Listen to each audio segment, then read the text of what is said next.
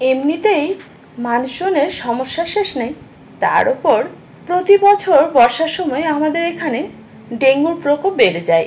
এই ডেঙ্গুতে অনেক মানুষ মারাও যায়, আবার অনেকে হসপিটাল থেকে ফিরে আসে কিন্তু তাদের শারীরিক অবস্থা অনেকটাই অবনতি থাকে কয়েক মাস ধরে। এর কারণ কিন্তু একটাই, যাদের ডেঙ্গু হয় তাদের মধ্যে ইমিউনিটি পাওয়ার কমে যায়। এর জন্য ডাক্তারেরা বলেই থাকেন নিজেদেরকে সচেতন রাখতে হবে। প্রথমত বাড়ির চারিদিকে পরিষ্কার পরিচ্ছন্ন তো করবেনই, তার উপর নিজেদের শরীরে ইমিউনিটি পাওয়ার প্রতিনিয়ত যাতে গড়ে ওঠে সেই ব্যবস্থা করতে হবে। তার জন্য চাই সঠিক খাদ্য।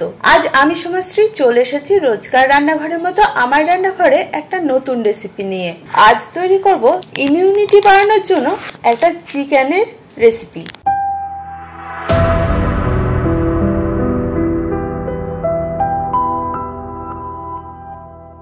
এই রান্নাটার জন্য কি কি উপকরণ লাগবে আমি এখানে নিয়েছি 250 থেকে 300 গ্রামের মতো চিকেন। এছাড়াও নিয়েছি 4 টুকরো গাজর, 4-5 টুকরো মতো নিয়েছি পেঁপে, 5-6টা বিনস যেটা ছোট ছোট টুকরো করে নিয়েছি, 4টে ছোট ছোট আলু নিয়েছি।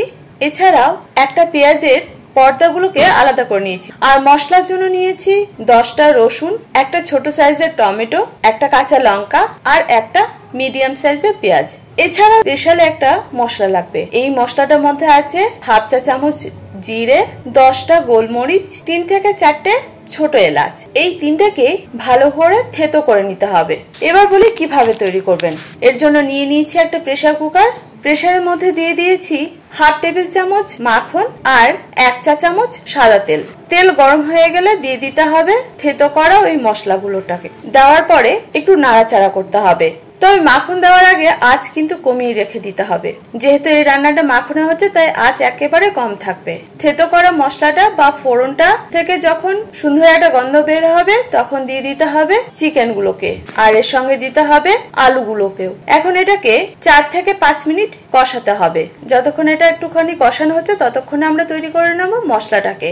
এর জন্য আমি একটা মিক্সিং জার নিয়ে নিয়েছি। মিক্সির মধ্যে দিয়ে দিয়েছি প্রথমে পেঁয়াজ, টমেটো, রসুন, কাঁচা লঙ্কা।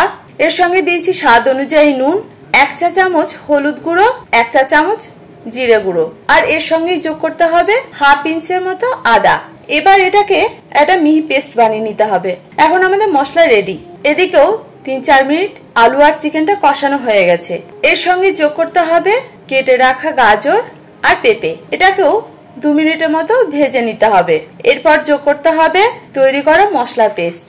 এখন মশলাটাকে খুব ভালোভাবে বাকি উপকরণের সাথে কষিয়ে নিতে হবে। যখন মশলা থেকে তেল ছেড়ে যাবে তখন যোগ করতে হবে পেঁয়াজ আর বিনসের টুকরোগুলোকে। পেঁয়াজ আর বিনস খুব বেশি কষানোর প্রয়োজন নেই, তাই আমি এই সময় দিয়ে দিয়েছি 1 কাপের থেকে একটু কম হালকা গরম জল, এবং সেটাও মিক্সি ধুয়ে জলটা দিয়েছি। এই জলের পরিমাপটা আপনারা আপনাদের মতো দেবেন। যদি একটুখানি বেশি ঝোল খেতে চান তাহলে আর একটুখানি জল দেবেন। এরপর ঢাকনা আটকে হালকা থেকে মিডিয়াম আঁচের মধ্যে একটা সিটি দিয়ে বন্ধ করে রেখে দেবেন। যখন নরমাল তাপমাত্রায় চলে আসবে ততক্ষণ পর্যন্ত রেখে দিতে হবে। এরপর ঢাকনা খুলে দেখে নিতে হবে সমস্ত কিছু সিদ্ধ হয়েছে কিনা। ব্যাস, এখন আমাদের রান্না রেডি।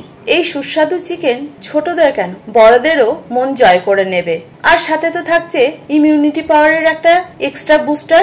এই চিকেনের রান্নাটাকে আপনারা রুটি, ভাত যে কোনো কিছুর সাথে খেতে পারবেন। তাহলে আর দেরি কিসের, তৈরি করে ফেলুন। শুধু ডেঙ্গু নয়, নানান রকম রোগের হাত থেকেও বাঁচাতে সাহায্য করবে। তৈরি করার পরে কেমন হয়েছিল সেটা কিন্তু কমেন্ট করে জানাতে ভুলবেন না। আমিও তো থাকি আপনাদের কমেন্টের অপেক্ষায়। আমার রান্না বা রেসিপি কে কোথা থেকে দেখছেন সেটাও কিন্তু কমেন্ট করবেন।